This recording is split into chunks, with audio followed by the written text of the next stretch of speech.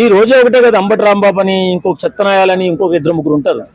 ఎంత ఘోరంగా ఉంటుందంటే, పవన్ కళ్యాణ్ గారు ఆయన అద్భుతమైన జీవితాన్ని, బంగారం లాంటి జీవితాన్ని వదిలిపెట్టి ప్రజలు ఇబ్బంది పడకూడదు, ప్రజల బతుకులు బాగుండాలి, నాలాంటి వాడు రాజకీయాల్లో ఉండాలని సొంత డబ్బులు 50% కష్టాజితం పంచిపెడుతూ ముందుకు వెళుతూ ఇవాళ డిప్యూటీ సీఎంగా ఉండి ప్రతి గ్రామాన్ని మార్చేస్తున్నటువంటి తీరు చూస్తుంటే అవురా అని చెప్పి దేశంలో ఉన్నటువంటి చాలామంది ముఖ్యమంత్రులు ఈయన చూసి నేర్చుకుంటుంటే, ఈ సన్నాసి, ఈ రోజా అనే సన్నాసి ఎప్పుడు పవన్ కళ్యాణ్కి బరిపెడుతుంది ఈడొకడు అంబటి రాంబాబుని.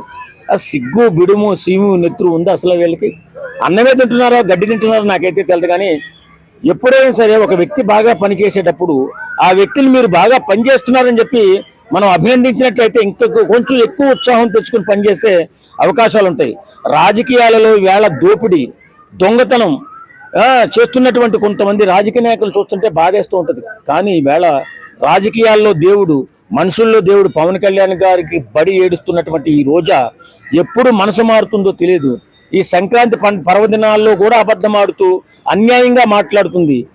ఎప్పుడైనా సరే ఆ భగవంతుడు చూస్తాడో లేదో నాకు తెలియదు, కానీ ఈ మాత్రం నికృష్టమైన జీవితాన్ని త్వరలో అనుభవించబోతుంది అన్నట్టుగా తెలుస్తుంది. ఎందుకంటే ఎప్పుడు కూడా సేవ కలిగినటువంటి మనుషుల్ని మనం అభినందించాలి, ప్రశంసించాలి, మాట్లాడాలి వాళ్ళ గురించి.